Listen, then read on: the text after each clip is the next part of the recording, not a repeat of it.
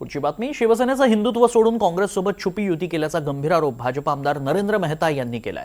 शिवसेनेची कथनी आणि करणी ही वेगळी असल्याचा दावा करत त्यांनी सेनेवर वारंवार विश्वासघात केल्याचा ठपका ठेवलाय। शिवसेना काँग्रेसमध्ये आधीच सेटलमेंट झाल्यानं ज्या ठिकाणी काँग्रेसचे वर्चस्व आहे तिथे शिवसेनेनं उमेदवार दिला नाही आणि ज्या ठिकाणी शिवसेनेचं प्राबल्य आहे तिथे काँग्रेसनं उमेदवार मागे घेतल्याचं मेहता म्हणतात।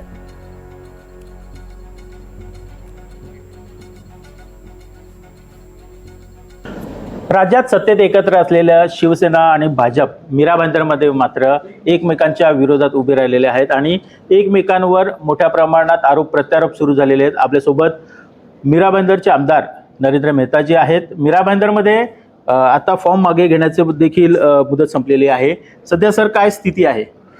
बघा, मीरा भाईंदर महानगरपालिका निवडणुकीचा काल अंतिम दिवस होता फॉर्म मागे घेण्याचा। मीरा भाईंदर महानगरपालिकामध्ये भारतीय जनता पक्षाची एक हात सत्ता येणार आहे। लोकांचा एवढा मोठा जनाधार आहे।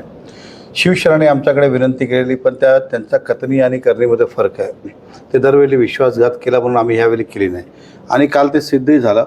शिवसेनेने छिपी युती काँग्रेसबरोबर केली। या मीरा भाईंदरची आपण उमेदवारी बघितली काँग्रेस आणि सेनेची। ज्या ठिकाणी काँग्रेस प्राबल्य आहे तिकडे सेनाने उमेदवारी दिली नाही, ज्या ठिकाणी सेना प्राबल्य आहे त्या ठिकाणी काँग्रेस ते दिली नाही आणि ज्या ठिकाणी होते ते पण विड्रॉ केले। हा पहिल्यांदा असं झालं की नॅशनल लेवलचा पक्ष म्हणजे AB फॉर्म दिल्यानंतर मागे घेतो, हा प्रश्नचिन्हच आहे।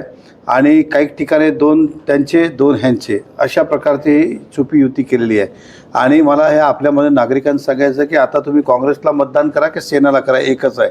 कारण की सेनाने आपलं हिंदुत्व आता सोडलेलं आहे। हिंदुत्व सोडलं डायरेक्टली ना, कारण की तुम्ही त्या काँग्रेस बरोबर करतात ज्यांनी अनेक आरोप आपल्यावर केलं, सगळंच काय केलं। उदाहरण सांगतो, आता गौमातची गाडी वगैरे पकडली, सगळं झालं।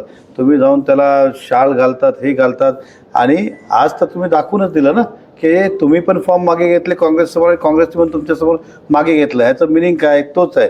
आम्ही तरी भारतीय जनता पक्ष या शहरामध्ये सत्ता आणणार आणि 70पेक्षा जास्त जागा येतील, हा आमचा जनतेवरचा विश्वास आहे। म्हणजे शिवसेनेने हिंदुत्व सोडल्याचा आरोप नरेंद्र मेहता यांनी केला आहे।